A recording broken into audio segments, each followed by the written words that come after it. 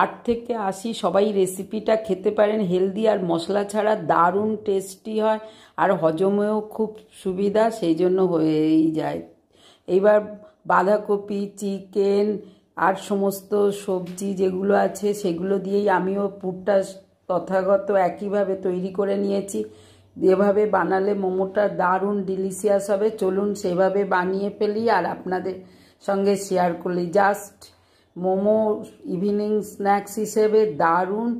ব্যাস একটা করে লেচি ছোট করে বেলে নিলাম, নেওয়ার পরে আমি তেল দিয়েই বেলেছি। এবার একটু পুর যোগ করে দিলাম চটপট। এইবার যেভাবে মোমোটা তৈরি করে সেভাবেই কিন্তু তৈরি করে নিতে পারেন। আর মোটামুটি আধ ঘন্টার মধ্যেই আমি মোমোগুলো রেডি করে ফেলেছি। কত সুন্দর হয়েছে দেখতেই পাচ্ছেন।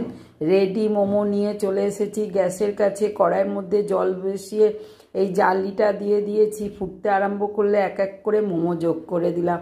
বন্ধুরা, মোমো হলে সত্যি সত্যি এত হেলদি রেসিপি আর টেস্টি, কোনো কথা হবে না। ইচ্ছা করলে স্যুপ দিয়েও বানিয়ে খেয়ে নিতে পারেন। আর আপাতত 25 থেকে 30 মিনিট এইভাবে আমি মোমোগুলো সাজিয়ে যোগ করে দিলাম। বাকিগুলোও ধীরে ধীরে যোগ করে দিচ্ছি দেখুন। আর বয়েলড হতে একদম 25 মিনিটের হয়ে যাবে। চাপা দিলাম, চাপা খুললাম, এইভাবে একটু দেখে নিলাম।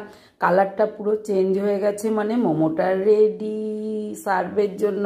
চলুন একটু ঠান্ডা করে তুলে নিই। ব্যাস, মোমো এখন নিয়ে চলে এসেছি। এবার সার্ভিং প্লেটে যোগ করে দিচ্ছি। গরমা গরম মোমো, যেটা বাইরে 30 টাকা বা 80 টাকা প্লেট, সেখানে আপনি ব্যাস বাড়িতে 30 টাকায় আনলিমিটেড মোমো পেয়ে যাবেন। তাহলে বন্ধুরা বানিয়ে ফেলুন ইভিনিং স্ন্যাক্স হিসেবে। ব্যাস বন্ধুরা রেডি। এমনকি লাঞ্চ বক্সেও 2-4টে বানিয়ে নিয়ে যেতে পারেন।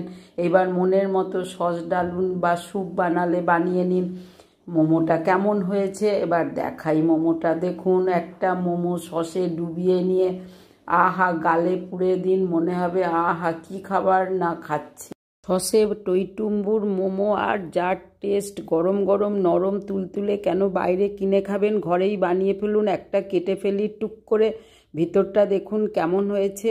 ব্যাস রেডি। চিকেন না হলে ভেজও বানিয়ে নিতে পারেন। সবাই তো চেটে পুটে খেল। আর আপনি দারুণ, খুব সুন্দর হয়েছে। আপনারা ওইভাবে বানিয়ে ফেলবেন। তবে এই পর্যন্ত। দারুণ দারুণ।